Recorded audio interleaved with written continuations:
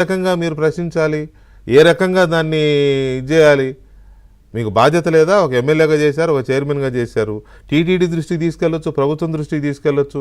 Press meet పెట్టి మీరు మాట్లాడిన మాటలు ఏంటండి?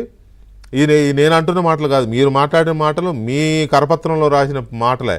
గోశాల వధశాల అంట. టీటీడీ అధికారుల నిర్లక్ష్యంతో గోమాతల మృత్యుఘోష. అరే మొన్న బర్మాలో మయన్మార్లో భూకంపాన్ని కూడా ఇలాంటి పదాలు వాడి ఉండరు. మృత్యుఘోష అంట. 3 నెలల్లోనే 100కు పైగా మృత్యువాత. తప్పించుకునేందుకు గోవుల కళేబరాల చెవి త్యాగుల కత్తిరింపు. అది ఎంత ఎంత ఎంత విషం కక్కడం ఇది, ఎంత విద్వేషం ఇది.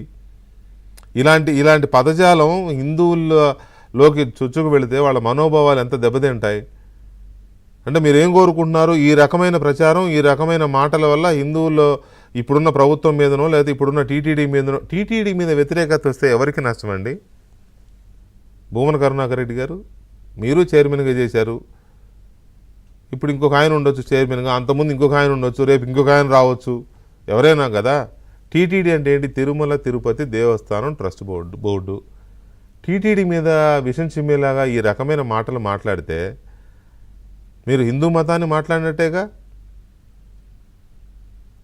మీరు ఏమన్నా తప్పులు మీ దృష్టికి వస్తే టీటీడీ దృష్టికో లేకపోతే టీటీడీ దృష్టికి మీకు ఆనందం మీకు సరిపోదు, మీ లెవెల్ కాదని కూడా ప్రభుత్వం దృష్టికి తీసుకెళ్ళండి. ఇదేం పద్ధతి అండి? ఆ పదాలేంటి? పోషకాహారము వైద్య సేవల కరువు అంట. ఇది మరీ టూ మచ్. 20,000 కోట్ల రూపాయల నిల్వ ఉన్న ఆస్తులున్న వెంకటేశ్వర స్వామి అండి. నిత్యాన్నదానం నడుస్తూనే ఉంటుంది కదా. అలాంటి దగ్గర 2,500 గోవులకి ఆహారం పెట్టరా? ఆహారం దొరక్క మీరు పెట్టిన ఫోటోలు ఏంటి మీ పేపర్లో కానీ మీరు చూపించినవి కానీ, ఎడారుల్లో ఎక్కడో తిండి లేక ఎండిపోయిన ఫోటోలన్నీ పెట్టి ఈ రకమైన ప్రచారమా? ఏమన్నా కొంచెమన్నా ఆలోచించాలి కదా. అన్ని వేల కోట్లున్న ఆస్తులున్న తిరుమల తిరుపతి దేవస్థానం బోర్డు ఆవులకి మేత ఆహారం పెట్టకుండా ఆరోగ్యం పట్టించుకోకుండా ఉంటుందా?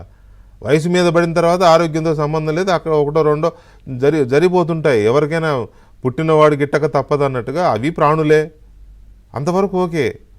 ఇది ఏ రకమైన ఆనందమో నాకు అర్థం కావట్లా. సీఎం పవనానంద స్వాముల సనాతన ప్రగల్భాలు ఏమయ్యాయి? ఇది అన్యాయం కరుణాకర్ రెడ్డి గారు. ఇది మీ స్థాయికి తగదు. మీలాంటి వాళ్ళు చేయాల్సిన పనులు కావు ఇవి. టీటీడీ మాజీ చైర్మన్ భూమన కరుణాకర్ రెడ్డి మండిపాటు. ఇది మండిపాటు కాదు, ఇది హిందూ మతానికి గ్రహపాటు. మీరేమో రాజకీయం కోసం చేసిన కామెంటు. ఒక వంట, ఒక రకంగా చెప్పాలంటే ఒక వంట. నాకు తెలిసిన పూర్వాపరం ఏంటంటే, మొన్న తొక్కిసలాటలో ఒక అధికారిని సస్పెండ్ చేశారు. ఆ అధికారి వీళ్ళు కలిసి చేసిన ఒక బ్రహ్మాండమైన పాకం, ఇది ఒక వంట అన్నమాట. ఇది టీటీడీలో కానీ ఇక్కడ గోశాల పనిచేస్తున్న వాళ్ళు కానీ మొత్తం అక్కడ ఎవరిని అడిగినా ఇదే చెప్తున్నారు. ఒక రెడ్డి గారు, సస్పెండ్ అయిన ఒక రెడ్డి గారు, ఈ రెడ్డి గారితో కలిసి చేసిన వంట ఇది. ఇంత అరాచకం అవసరం లేదండి. మీరు విమర్శలు చేయాలంటే రాజకీయంగా చాలా ఉంటాయి. దానికోసం హిందూ మతాన్ని, హిందువుల మనోభావాల్ని తాకట్టు పెట్టి హిందువుల ప్రయోజనాలను లేకపోతే వీటన్నిటిని ఫణంగా పెట్టి ఇంత రాజకీయం చేయాల్సిన అవసరం లేదు. 100 రోజుల్లో 3 నెలల్లో 100 గోవులు చనిపోతే బయటికి రాకుండా ఉంటుందా? పైగా ఆయన మాట్లాడే మాట ఏంటంటే, అనుమతిస్తే పొక్కులైలు తీసుకొచ్చి గోవుల్ని ఎక్కడ కళేబరాలను ఎక్కడ పాతి పెట్టారో అవన్నీ తవ్వి చూపిస్తా అంట. అది ఎట్లాగూ జరిగే పని కాదు కాబట్టి ఇలాంటి మాటలు అనమాట. ఎందుకు ఇంత విషయం చిమ్మడం అవసరమా జగన్మోహన్ రెడ్డి గారి కోసం? మీరు హిందువు కాదు, మీరు అన్యమతస్తులని అందరూ మిమ్మల్ని విమర్శిస్తారు.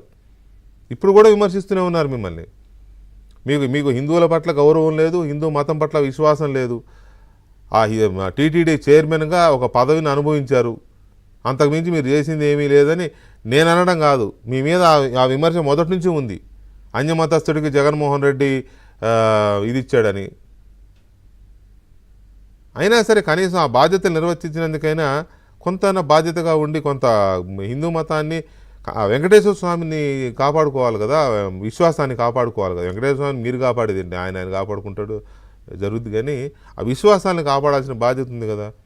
ఈ రకంగా గోశాల గో వధశాల అని హెడ్డింగులు పెట్టి వాళ్ళు రాయడం, మీరు మాట్లాడడం, వాళ్ళు రాయడం, మీరు కూయడం, ఇది ఏమన్నా పద్ధతిగా ఉందా? ఇది హిందువులు క్షమించే మాటలా, క్షమించే రాతలా ఇవి? ఈ రకంగా ఎంతకాలం విషయం చెబుతారు? అప్పుడేమో పింకు డైమండ్ పోయిందన్నారు. పింకు డైమండ్ పోయింది, ఎక్కడ పోయిందిరా బాబు అంటే మళ్ళీ అడ్రస్ లేదు. అధికారంలోకి వచ్చారు, పట్టుకొచ్చారు, తీసుకొచ్చారంటే లేదు. 5 ఏళ్ళు దాన్ని ఊసెత్తల. అదేంటి స్వామివారి నగలు చంద్రబాబు ఇంట్లో ఉన్నాయని మాట్లాడారు. చంద్రబాబు తీసుకెళ్ళి ఇంట్లో పెట్టుకున్నాడని మాట్లాడారు. తీశారా బయటికి?